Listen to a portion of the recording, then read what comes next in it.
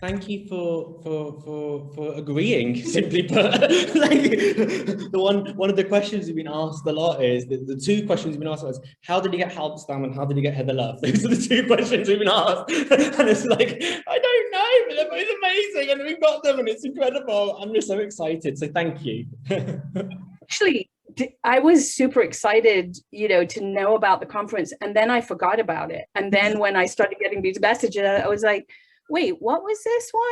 And then it sounded so great. I was like, oh, I'm glad I said yes to this. A while ago, have we had like a long lead time into this conference? I can't remember. I contacted you months. I've contacted both yourself and Professor Love months in advance because I was like, oh my God, we're never going to get them.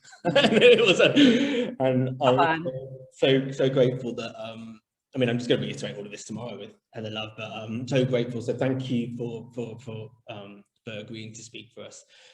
It is 3 o'clock, so I'm going to get going on introductions and stuff because I'm aware that you have to leave dead on quite sharp. I do. So thank you. Yeah, as I said, thank you for coming. We are recording already. You are, just want to double check you are okay with this recording. Brilliant. Before we just assume. And this is obviously our conference for Queer Disrupt, Mainstreaming Queerness, the New Queer Vanguard. And I'm obviously here as Nick. You can also see Hannah as well on the screen as co-founders and conveners of the group Queer Disrupt. We are honoured and delighted to have Professor Jack Halberstam with us today. Jack Halberstam is a professor of gender studies and English at Columbia University and is the author of several books, including Skin Shows, Gothic Horror and the Technology of Monsters, the infamous Female Masculinity, In a Queer Time and Place, which I am reading right now for my own PhD research, The Queer Art of Failure, Gaga Feminism, Trans, A Quick and Quirky Account of Gender Variance. We've also got Wild Things there, and I believe your next one, Wild Things, is just coming up as well. You are, I mean, I'm speaking to you here, but you are obviously award-winning. Places Journal awarded you the Arcus Places Prize in 2018 for innovative public scholarship on the relationship between gender, sexuality, and the built environment. And your upcoming book is entitled The Wild Beyond, Music, Architecture, and Anarchy. Of course, you know all of that already, so it was kind of a rhetorical thing for everyone else. But I will pass straight over to you if that's okay. So off you go. Thank you. Thank you, Nick. And thank you, Hannah. Thank you for inviting me. So far, I've loved everything about this conference. It's been a bit madcap, and I appreciate that. We're all sick of Zoom. Hello, participants out there. I know you are too. I am. I deeply wish we could have met in person, but good things to come. So I am going to talk to you today about this work that I've been doing that began with the material that I was awarded the Arcus Prize for.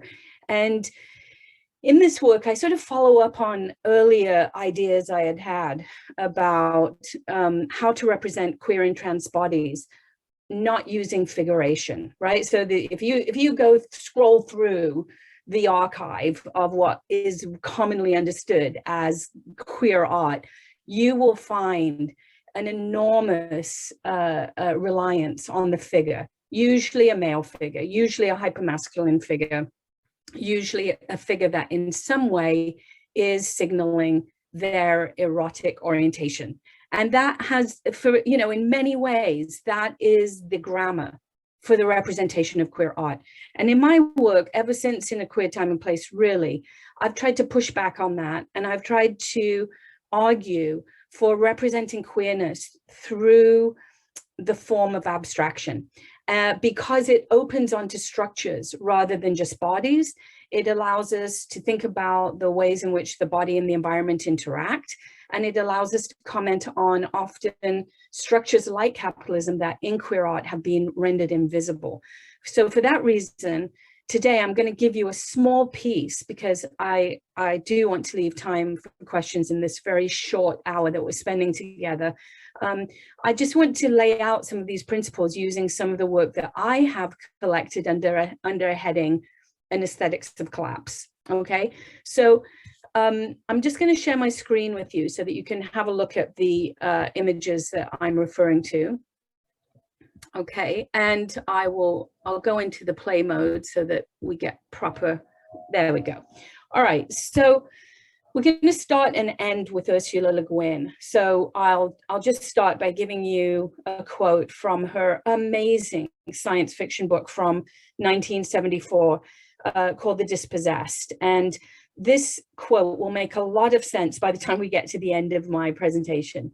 And this is a quote from the main figure in the novel, Shevek, who is a physicist who lives on an anarchist planet and has been invited to an Earth-like capitalist planet to share his research on his theory of simultaneity.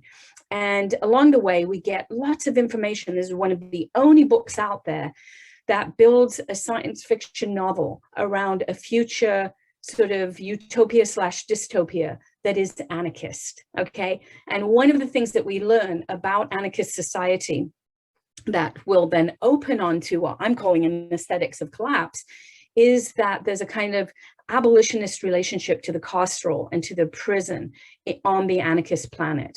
And accordingly, Shevek, the protagonist, says, those who build walls are their own prisoners. I'm going to fulfill my proper function in the social organism. I am going to unbuild walls. So let me just set this up as a kind of anarchist, orientation to the world is an unbuilding orientation.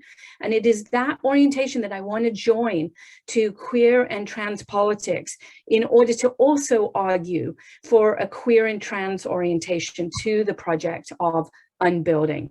So with that said, I think you can begin to imagine why collapse, and especially in a moment when we're all living in these overbuilt cities that are rife with real estate exploitation, gentrification, cities where social services and healthcare are completely crumbling, infrastructures of universities are falling down, but luxury buildings are going up all around us. So in that sense, what if our political scene, if our political trajectory was not about making worlds, which was the project of an earlier moment in queer studies, very much associated with Eve Sedgwick, picked up as a legacy by Jose Munoz, taken up by multiple queer scholars thereafter to think about queer worlds as world making. I want to pull back from that project while joining with some of its more radical intentions. And I want to argue for world unbuilding. And I want you to come with me and try this hypothetical project on with me, okay? Why would we do this now? Well, an aesthetic of collapse, I think I could say, feels very relevant in an era of plague and ruination when we are surrounded by the catastrophic consequences sometimes of collapsing boundaries, say between human and animal habitats, but we're also confronted by the dangers, the menace of the growing force of global capitalism as it joins to right-wing populism. And then it supports, without regulation, a predatory banking system that altogether demands that we tear this system down, that we tear it apart. And we are going to have to delay mapping out what the shape of another world would look like until we have done the hard work conceptually, aesthetically, and politically of unmaking the world that we currently live in. If that sounds daunting, let me say that this has happened before. So in true sort of queer materialist fashion, we're going to go back in order to see whether we could imagine a different kind of future. And this image is from the Bronx in the 1970s, when unscrupulous and corrupt landlords literally burned down the buildings that they owned as one of the first waves of predatory financial practice in order to move out the rent payers who lived in these buildings, mostly poor communities of color, in order to collect insurance on the burned out buildings. And those burned out buildings in many ways became, instead of just a sign of the ruination of poor communities, it almost turned into a kind of aesthetic project in which, the dispossessed community said, you want to tear things down, we can do much better than you can do. And so the kind of the riots, if you like, that continue into the current day, but that were very much race riots in the 1970s, that authorities could not understand, in which many communities, quote unquote, tore down their own neighborhoods, right? Instead of seeing that as self-sabotage, we need to see that as the beginning of a political arc that we are on the other side of, and that we need to go back and rethink and think with and work with. And here's an image of collapse, of an aesthetic of collapse that I believe, and this comes from Alvin Baltrop, who is the main artist I want to focus on today. And I think I want to make common cause with this kind of image of a utopia, rather than the usual images that are of sort of imagined communities, built environments, the utopias imagined in the middle of the last century by people like Le Corbusier, all kinds of architects who thought that social management was best applied through building and through the structure of cities. And this, of course, contributed in enormous ways to the stronghold that fascist sentiments were able to exert across European cities in the middle of the last century, with their classical structures and their orderly grids and so on. So in order to upset that kind of, creeping fascist design, what if we looked instead into the aesthetics of collapse, demolition? What if instead of cleaving to a capitalist orientation to owning, possessing, accumulating, having, what if we looked back to the 1970s and to some of the artwork that was built around nothing, okay? So collapse, nothing, failing, falling, bringing down, demolition, dereliction, dispossession. This is the vocabulary that I want to work with in order to create an environment in which we can begin to understand anarchist, rebellious projects as very much of our moment, rather than as, the sort of, collapsed dreams of an earlier moment that never came to pass. So we're going to think about nothing. We're going to see whether nothing is a reasonable political goal. And in the end, I'm going to leave you and offer you nothing. Okay, so that's kind of where we're going. On the way there, though, there, like I said, there are earlier art projects that are deeply interested in an aesthetics of collapse and that have been greeted with kind of dismay or complete lack of comprehension. And this one, of course, is Rachel Whitehead's amazing, infamous sculpture, House, from 1993.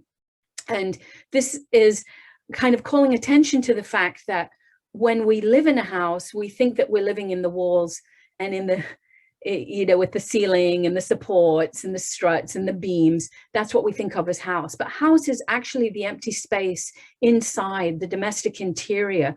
And so what Rachel Whitehead did, very much in order to call attention in the 1990s to encroaching gentrification in the Miles End region of London, and to the destruction of public housing, she plasticast the inside of a house to give it a kind of solidity, to show us that we have to pay attention to these negative spaces and not only to the sort of the framework or the figure of the house. We have to look into the house and find its negative space and understand that negative space in relationship to domestic politics. And I think this piece is very much commenting on the violence of domestic intimacy, violence that we've all been subject to during COVID, the completely inadequate domestic form of the family, the way in which the family household sort of hardens up into this concrete prison rather than opening us up to community and neighborhood.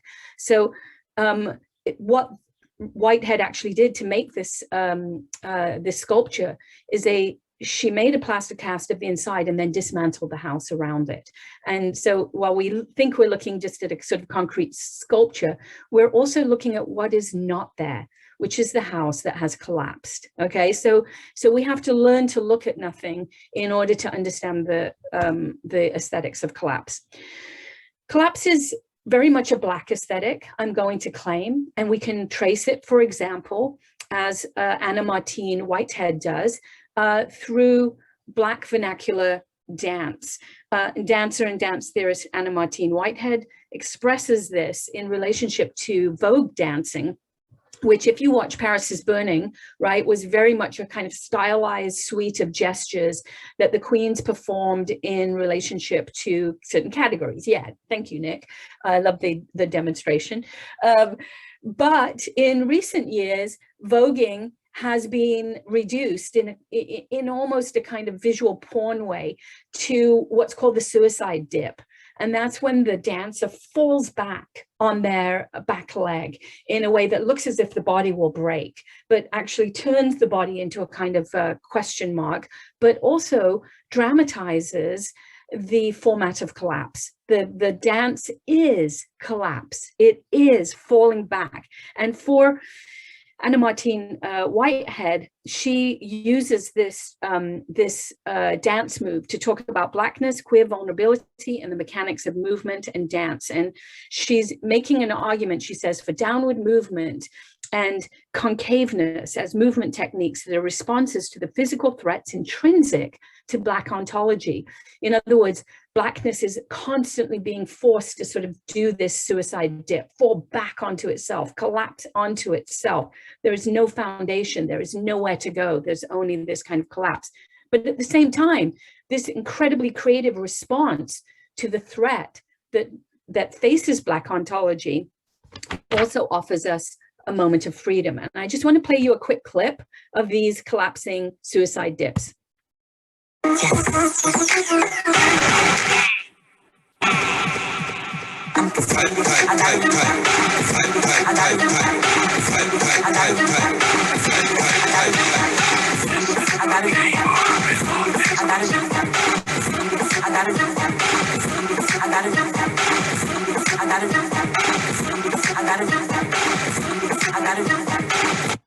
Okay, so you can see, like, I don't know, from my aging, not very yoga oriented body, that just looks like it is literally in the break, to quote Fred Moten.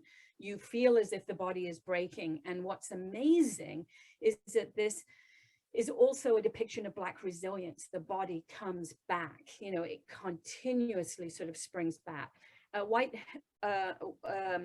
Whitehead calls this freedom is the moment of recognition that collapse is not only inevitable, but critical as well as continuous. Freedom is the moment that you might have fallen, but have everyone convinced otherwise. We do not stop collapsing, okay? So I can't go into the whole dance thing here, just to say that perhaps we can then understand this collapse as a kind of aesthetic, what should we call it, a part of the Black grammar, as Spillers might call it. A Black grammar in the face of white supremacy is collapse. And for that reason, maybe we can now make the move to a Black photographer, Alvin Baltrop, Black queer photographer who did most of his work in the 1970s and the 1980s in the piers on the west side of New York City, in the wake of the collapse of the West Side Highway that basically finished off the process of post-industrialization in that period, that allowed the piers to fall into disrepair from being the hub of a busy port city in the 70s, when the big ocean liners, you know, no longer crisscrossed the ocean in the way that they had in the wake of air travel. And as we entered into a post-industrial area, that whole waterfront sort of fell into disrepair. And at the same moment, 1972, I believe it was, the West Side Highway collapses. Cars can't get to the West Side anymore. And that whole stretch of warehouses became a no man's land, off limits to the cops, full of drug dealers, drug users, gay men cruising, homeless people sleeping, and the whole area began a slow decline. And in the process, these beautiful spiraling architectures of collapse emerged. Most of the work on the piers, mostly by gay male critics, has still focused on the figure. And here's a kind of image of figuration in one of Alvin Baltrop's photographs. It's quite unlike his other photographs, as you'll see in a moment. Here, but at the same time, it's a wry comment on the figure, because you can see a white guy, you know, half clothed, painting with spray paint, creating negative space around a wall in which he's carved out a kind of phallic structure just above his head. But on the left is a gaping sort of hole and wound in the architecture. Now, we're tempted, under the influence of this sort of gay male emphasis on gay male sex and cruising, we're tempted to read this as a kind of erotic image of phallic architecture. But I'm asking us to look instead to the left of the figure, to look through the gaping hole into the collapsing architecture of the void within. And I'm going to argue that that's where the real art in Alvin Baltrop's photographs lies. Baltrop was somebody who had fought in Vietnam. He was in the Navy. He took photographs early on in his career, very homoerotic photographs of Navy sailors, very much in the tradition of Tom of Finland and Paul Cadmus, and you know, these earlier figures.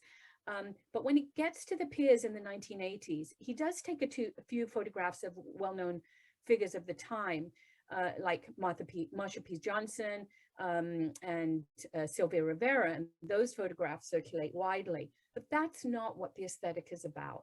So I want to dig into these photographs a little bit, do some close reading of them with you, to show you that there's a kind of false, what should we say, a false mode of figuration in the photographs, in that the male body is often centered, as it is in this image, but the figure is mostly extremely small and obscured often not by darkness but by light.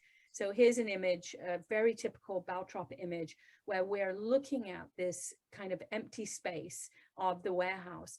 And if you look in the very center of the painting, there are two figures embracing, okay? Jack, And Jack, sorry, yeah. can I step in just 1 second? Could you just can you turn up your microphone just a little bit? It went a little bit quiet after the video, I think, and I just. Oh, can you, how are we doing now? Can you hear me? Perfect. Thank you very much. Okay, good.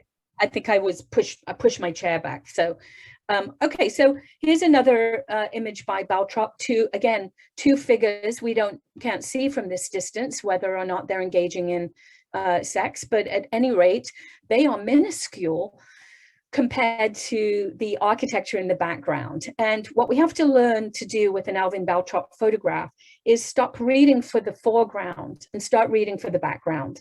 Okay, so the foreground is, you know, your eye is drawn, as human gazes are, to the figures. And we could explain this in terms of the voyeuristic gaze of somebody who doesn't want to get too close because they want to get a shot without the men necessarily knowing about the shot.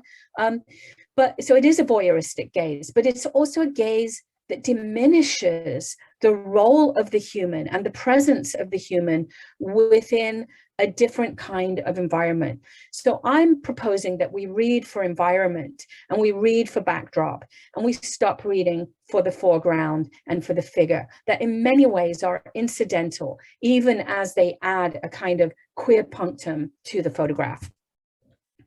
Here's another very typical image. There are the two gay male bodies in the very center of the frame, but they are blocked by the fallen beams.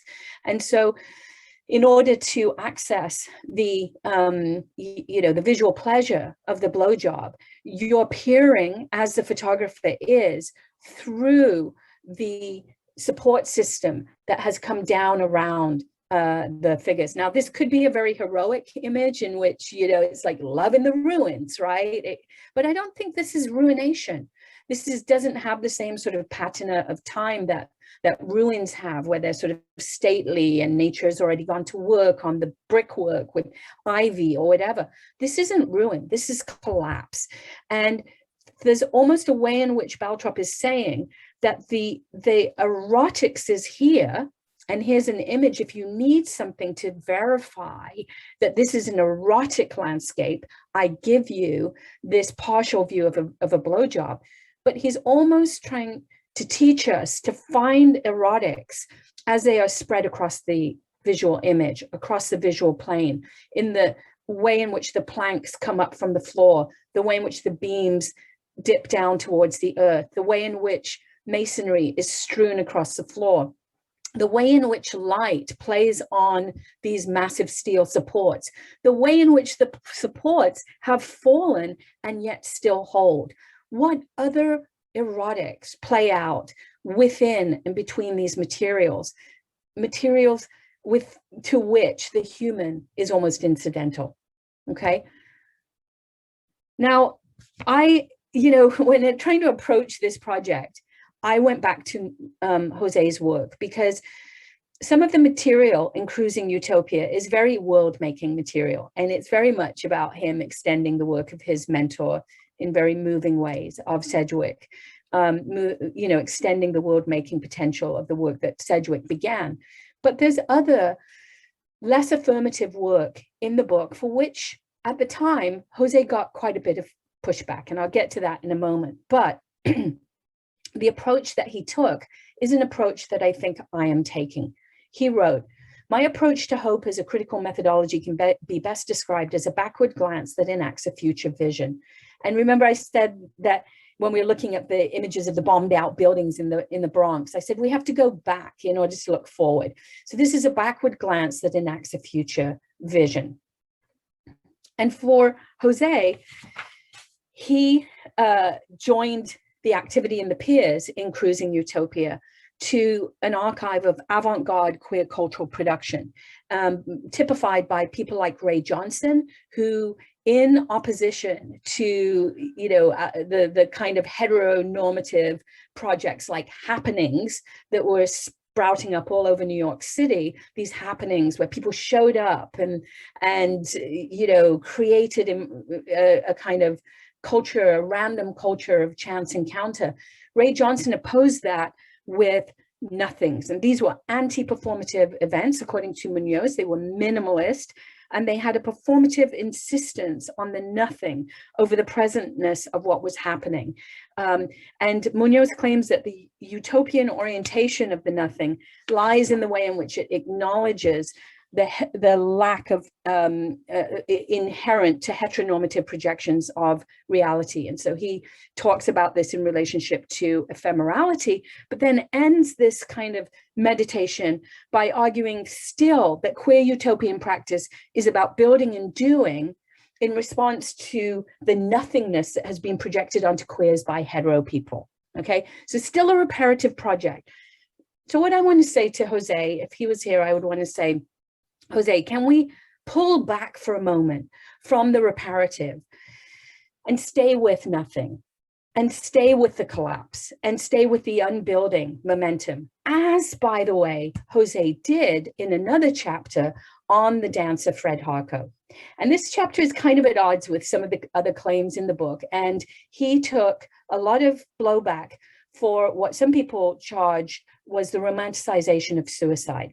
Fred Harko was a speed addicted dancer who was very much a part of the avant-garde scene in the 1950s and early 60s in New York City, who one day showed up, and here are just a few more pictures of him. And this is a performance that he sort of repeats in the performance I'm about to tell you about, that Jose writes about. This is Yves Klein making the heroic leap into the void in I think it's 1963. And this is supposed to be literally, you know, the sort of the collapse, the leap into the abyss. But of course, it was staged, it was photoshopped, and Yves Klein leaped onto a safety net. So what if we imagine Fred Harko's final performance as a leap into the void that does not have the support and the safety net that Yves Klein was afforded? And so this is the piece that Jose writes about. Harko, for his last performance, went to a friend's apartment on Carmine Street in New York City and jumped out of a window, making a perfect jeté out of the window frame while playing a beautiful piece of music. And Andy Warhol, you know, later quipped that he wished he had been there to film this deathly spiral. And that was why, you know, Jose was accused of romanticizing this leap into the void. But I think that this leap actually should be placed within this 1970s orientation towards collapse as a framing of the building, not as a way of sort of holding bodies in place, but offering us these portals through which we are invited to leap. Okay, so back to Baltrop then, just to say, Baltrop's not singular. He's absolutely part of a whole queer New York avant-garde scene in which people are engaging with nothings. Jack Smith was famously creating events where he'd invite people to his apartment for some fabulous performance and then would never show up, right? And people were doing these sort of anarchist situationist strolls around the piers, often naked, often peering back at the cameras, as in this photograph, and walking barefoot, mind you, around these, you know, incredibly dangerous areas that were full of broken planks and probably rusty nails and collapsing beams. So the piers were dangerous, not simply because of the human activity there, but precisely because the architecture itself was literally coming down upon the bodies.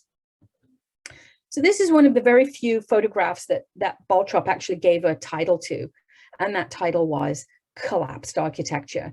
And for me, this is just a little clue about what his actual interest was. I mean, if he was there to photograph the gay men having sex, he did not need to take all of these other photographs of the buildings coming apart at the seams. And especially the photographs in which, as you see in this one, which is on the cover of the book, that I think you know, was the occasion for one of his first shows that Douglas Crimp had managed to put together. Look, this is a very quintessential Baltrop photograph where, again, you do have finally this gay male couple having sex, but it's just a little white blip above the title, The Piers, that you could easily miss as just more lettering, right? The couple actually look like an alphabet more than a sexual act. So that we're asked to read this as a kind of semiotic moment, not as some like hot sexual encounter. The cruising, after all, is about the roaming around in the architecture, not the moment of consummation. Cruising is always about the stroll and the sort of the looking and the hunting. It isn't necessarily about the consummation. And the reason that I say that, we'll see in a moment, is because of how thoroughly gay male cruising has now been capitalized on by Grindr and other handheld apps that take all of this other activity out of cruising and deliver just the money shot over and over and over again. So cruising had its anti-capitalist moment in the collapsing architecture of the piers, where people were wandering, connecting, touching, stroking, glancing, and there were multiple forms of sort of gestural, non-physical connection, all of which have just been uploaded into an app so that people can, you know, connect, hit it, and move on. And these are the photographs really that are of the kind of erotics that I'm after, then the way in which the architecture gracefully collapses into the water, that fold in the middle of the architecture that Lucas Crawford has called a crumple and asked us to think about as part of the grammar of architecture. Okay, so just a few more photographs. I know we want to move along so that there's time for questions. Many of the photographs are with human bodies only half in the frame, as you see with this one. The windows have no glass in them, so they're not really windows. They are, again, portals. The body often appears in Baltrop's photographs on the ground among other debris, not singled out in any particular way as particularly active, dynamic, erotic, sexy, beautiful, fleshly, but in fact as part of the junk on the floor, as consequential as the opened and abandoned and broken umbrella to the right of the image on your right. We don't know if these bodies are alive or dead, sleeping or waking, coupled or singular. We know that they are becoming part of the architecture that Baltrop is photographing. And here's one in which the architecture almost seems actively to be tipping the bodies off. You know, we get this gorgeous slanted photograph where the bodies are almost incidental because the camera is almost after that angle, the angle of the concrete against the water, as opposed to the angle of a body. And, you know, here's another of these that centers the human body only to make it minuscule at the same time. So these are photographs also about scale. So all of this is, sorry, I couldn't hear what you said. Whoops. All of this is on behalf of thinking about a different politics of masculinity, you know, and I see Nick saying, oh, I don't know if cruising is just about, you know, wandering around. It may also be about consummation. It may be, but if you reduce the aesthetic to the money shot, this is actually what you get. You get Jeff Koons with the ever erect, ever inflated, inflatable, that is just a balloon puppy that is on sale for millions of dollars at museums around the world, representing the complete corruption of the museum process and the absolute phallic masculinity of the art market that imagines itself as always up, never down, always inflated, never in a state of detumescence, and always potent. And here's your flaccid, boring, banal figure for that, Jeff Koons himself. So what we want to do is instead embrace, get away from the phallic architecture and embrace these alternative masculinities in which sex is not simply the erect penis, the you know, sort of post-porn emphasis on endless cum shots, but is also the aftermath, deflation, detumescence, impotence, collapse. Collapse is part of a vocabulary of masculinity in the era of Viagra. It is inevitable. If you live in an era in which masculinity has to be artificially inflated, then you're really actually in an era of collapse. And we can celebrate that with these kinds of photographs. All right, I'm just gonna, I want to bring this to a conclusion. I'm going to take, if it's okay, Nick and Hannah, I'm going to take about 5 to 7 minutes to leave 15 minutes for conversation. And I'm just going to end with a few images of dereliction and depreciation. This one I'm going to just say something about quickly and then go back to the 70s. This is where the architecture of collapse takes us in the present, is to the incredible work of Black artist Cameron Rowland, who makes art by draining value out of museum, out of land, out of all the places where white supremacy has basically acquired wealth at the expense of Black bodies. And I invite you to look into his work, especially works like Depreciation, where he bought a piece of land and basically built nothing on it, did nothing on it, grew nothing on it until its price was deflated to nothing. And he has a whole practice with museums of trying to reduce the value of the physical space of the museum to nothing. Okay. And all of this builds on other work that I've done on Gordon Matta Clark, who's made a cut in the Piers called Day's End, and whose motto for his work was "Nothing works." And I want us to, think about how nothing works in this talk. And here's a photograph of Day's End by Matta Clark, as photographed by Alvin Baltrop in 1975, with the gay bodies arraigned around it. Sort of celebrating the way in which Matta Clark made these cuts into the side of the piers that brought light into the warehouse space and created a kind of temple effect in which the light bounced off the water and allowed the light beams to bounce around the surfaces in the warehouse. And you can't help but wonder whether Samuel Delaney's autobiography, The Motion of Light on Water, which is largely set in the piers, isn't a reference to Matta Clark and Baltrop. Okay, but, and finally, this is David Hammond's homage to Day's End that just went up a few weeks ago on the west side of New York. And I love this piece for its airiness, its nothingness, its specter of the memory of the piers. And there's this symbol for Grindr, just to say all of that nuance, all of that grace, all of that incredible abstract representation of queer erotic space has now been reduced to swipes and apps and how big is yours and what does your torso look like, as opposed to the deeply fetishistic, non-goal oriented activity that we've just been thinking about from the 1970s.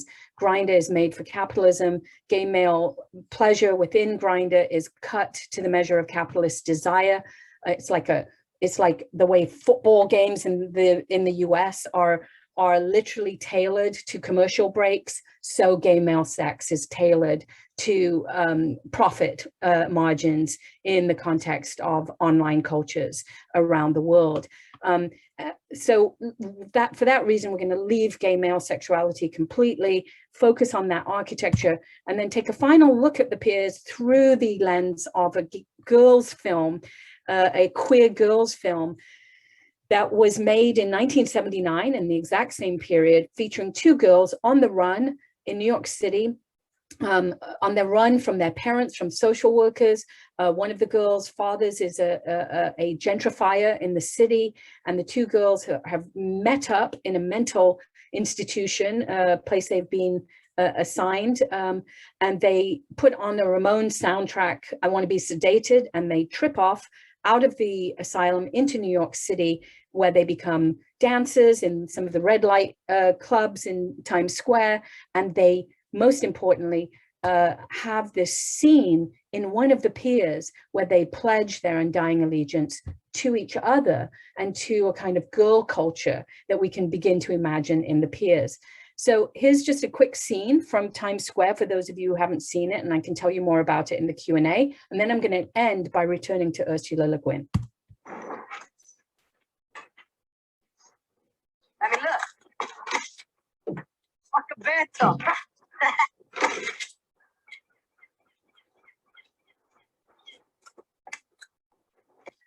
Back porch. Up there.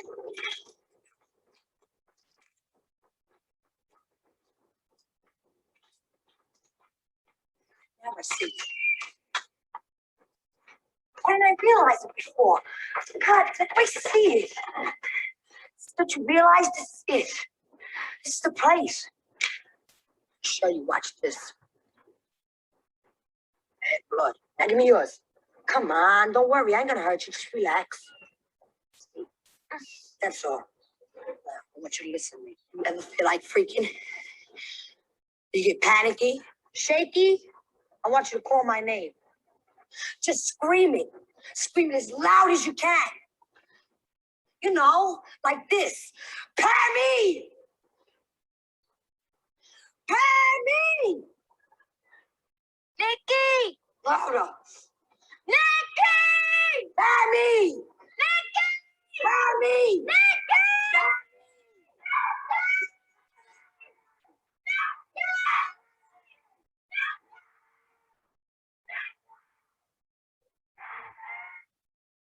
Okay, so unlike, you know, the grinder scene of Encounter, this is a beautiful encounter that speaks to this dispersed erotic that I'm trying to get at, in which the scene of the piers is not incidental to the erotic dynamics that are in play. The way in which the girls' voices echo around the piers, that you know, this film might have some of the only footage available still on film of the piers from that time, and how ironic that it's a girls' film that brings that architecture to life. And you can see the way in which the camera sort of pulled back. It didn't just show us the two girls. We saw the two girls in close-up. We saw the two girls in a kind of sex scene where they're exchanging bodily fluids. Okay, it's blood, it's pre-AIDS, right? It's pre-trigger warnings. There's a cut involved.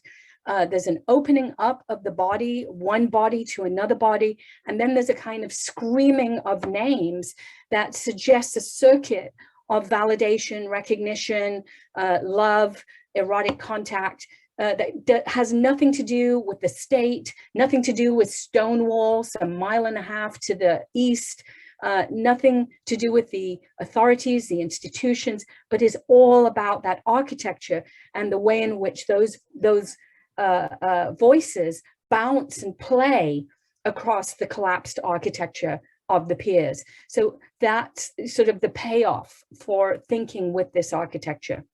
So finally, then, I don't have time to do my piece on Pauline Oliveros, but ask me about it. This is part of the same project. We're going to end by returning to where we began. Ursula Le Guin, those who build walls are their own prisoners.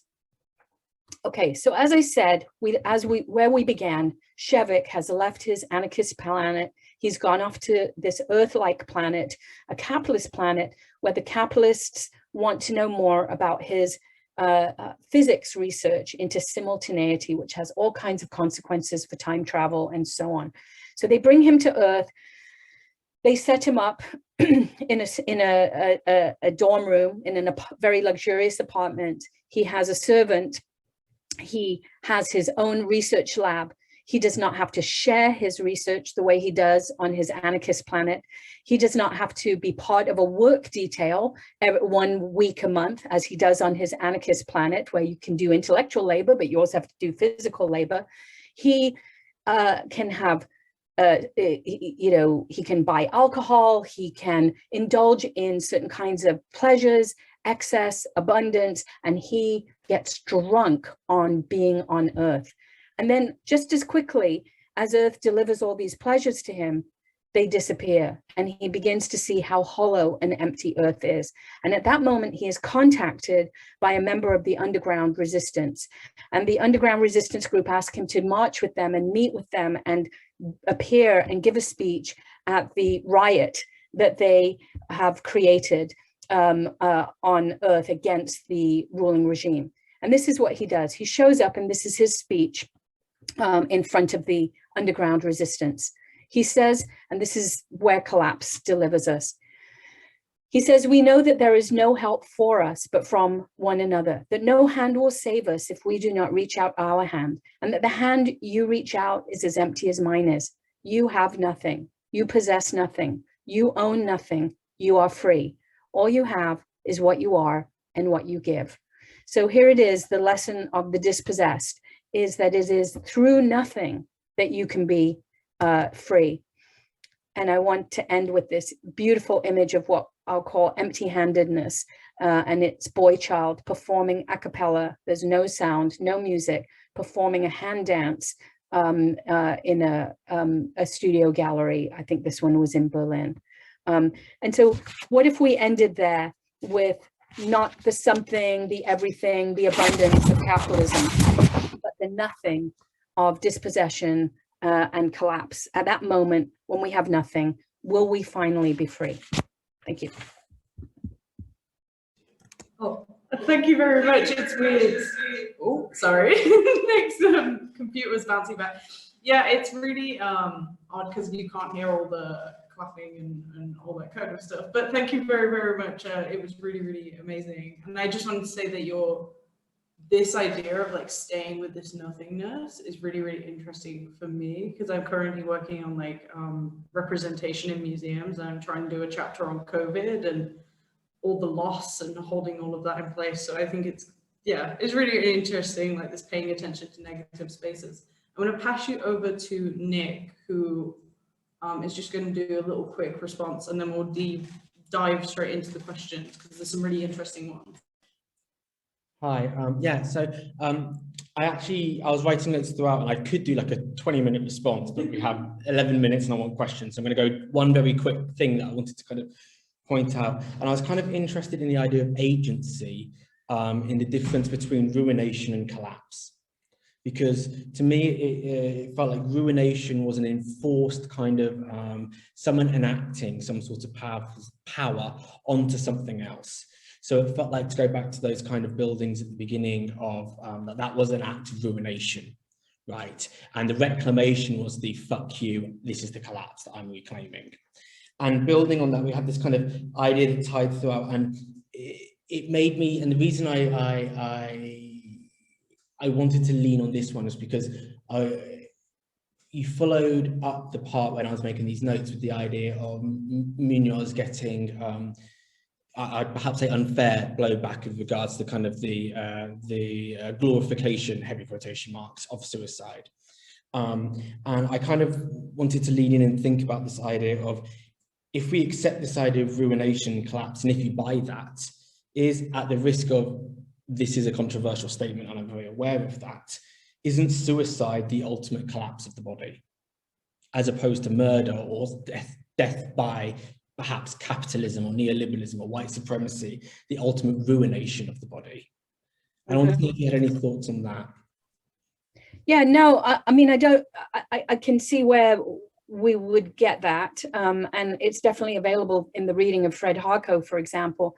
But this is about moving away from the human and trying to recognize the human within actually a literally collapsing environmental frame that we're very much stuck in at the moment, you know, and we think that the answer to environmental collapse is more building, but it might be a kind of homeopathic remedy in which we have to think about going with collapse. And somebody put in one of the questions, do you think that collapse could be also decolonial?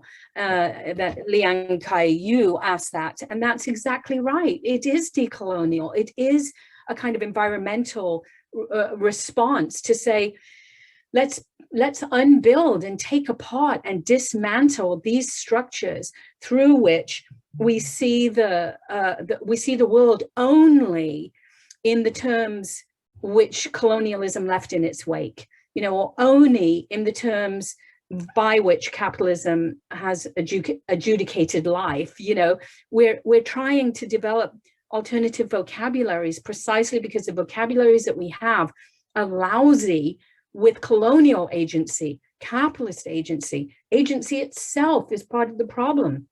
It means that when we're involved in, like, you know, only being interested in agency, we're also involved in constantly extending some of the logics that we have now become completely and utterly complicit in.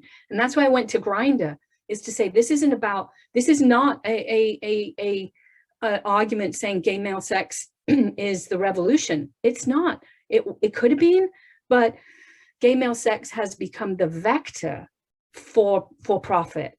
And for those reasons, we have to, you know, as someone else put in the questions, Lena, I'm interested, she says, in the notion of negative space and spectrality. Exactly. We want to think about these negative spaces as opposed to the propulsive force of building. Yeah, the second you said it, I was like, oh yeah, I did just focus entirely on the human. I did the exact thing that you were kind of critiquing there. I won't take any more time myself, so I will go straight onto the question that Tessel has raised, if that's okay, which is the idea of unbuilding as a form of utopia or non-utopia perhaps. But what are the risks of connecting, I guess, queer or queerness to collapse? There are only risks if you've already committed to the idea that building, world building is everything. If you're not committed to that argument because you see that building is part of the problem, then it's not that there's a risk per se, so much as the risk is part of what you're stepping up to embrace. I mean, when you're in the collapsed building having sex, you're already in a space of risk. I mean, I can see how that would play out. Do we really want to connect queerness to collapse, and then heterosexuality gets stuck, you know, pinned right nicely onto building and so on? But these aren't simply negative and positive epistemologies. They're scrambled actually in terms of what moral orders might attend to them. Okay, I think just because of timing, we've probably got time for maybe one question, maybe two. Yeah. I'm going to ask, Kath is my supervisor, so I'm more than happy to bring on Kath, and Hannah's supervisor as well, both of our supervisors. And whilst I've got the space, this conference couldn't be done without support from people like Kath. But the question is, any thoughts on the position of which we as academics maybe might verify collapse or ruin from a site of relative security and solid ground? I mean, this is part of the work that people are doing under the heading of abolition, I believe, which is using the university as Moten and Harney put it, steal from the university, like take the resources of the university to imagine other forms of study, other logics of intellectual engagement, other places of conceptualization. You know, if the university is just going to be a place to amass an endowment and educate the wealthy, then we need other places. We need, you know, we need to bring down the university as such. And at that point, we'll figure out what takes its place. But a lot of this isn't about getting ahead of ourselves and saying what comes next. This is one of the principles of the Undercommons, is that you can't see what might come next, because everything that needs to be unbuilt is in the way of whatever vision will happen when you take apart the scene in front of you. The way forward is obscured by the structures, ideological and physical, that mediate our relationship to futurity. So I think Kath is absolutely right to start thinking about what the university can be used for there. And I know there's some other great questions here. There's, you know, a question about the sort of the collapsing AIDS body. You know, would that be a way to sort of rethink figuration? And I do notice the figure isn't gone in these works that I'm looking at. The figure is there. The figure is, however, not the thing around which the entire landscape orients. The entire landscape is oriented towards its own organic spiral towards the earth. We are oriented around gravity. We are oriented around inevitable collapse. It's a kind of disability argument for thinking about the collapse that is inevitable, as Anna Martine Whitehead put it. Jay Spilka is asking about other archives of collapse, and that was where I was going to go to the incredible, beautiful work of Pauline Oliveros, who was a lesbian experimental sound artist who began practicing in the 1970s, and who, rather than, you know, creating sort of monumental orchestral pieces, or on the other hand, very politically correct women's music melodies, she attended to the soundscapes of the everyday and created incredible feedback loops and sonic landscapes in which chaos, mess, and boundlessness were the features, rather than harmony, connection, and, you know, sort of meshing of sounds. So that would be another place to look for that. No, I don't think there's anti-relational potential in Grindr. I think we really, really just have to, I mean, I'm sure you guys will all do your work on Grindr and find little loopholes, but let's just entertain for a moment the fact that Grindr is the scooping up of the creativity of gay life and the transformation of that creativity into hard cold currency. And I don't want to hear about, well, but you know, gay people can find each other in homophobic environments. If Grindr's in a homophobic environment, it's because that homophobic country invited Grindr in for its enormous financial potential. So no, Grindr is not the answer to any of the questions that we may have. How do you place the current emergence of the so-called subculture of chemsex and the affected body of these new addicts by design in the context of the concept of collapse? I don't know, but I do think David Wojnarowicz, that I could easily fold David Wojnarowicz into this project. I think he is a brilliant artist, thinking, in fact, bringing together the question about AIDS with a logic of collapse and thinking about, you know, a particular kind of aesthetics that attended to that moment, to those bodies, to that environment. So I think that's actually a really great question. I think then we will have to stop here because I know you have to run. I just wanted to give a massive, massive thank you for an absolutely incredible talk. And thank you for being our keynote. That's all I can say.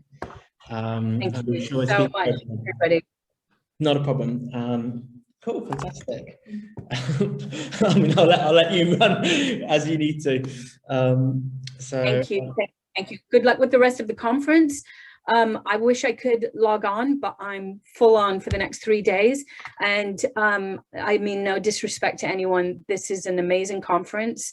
And I hope that we can do it again sometime in the future in person. So thank you all.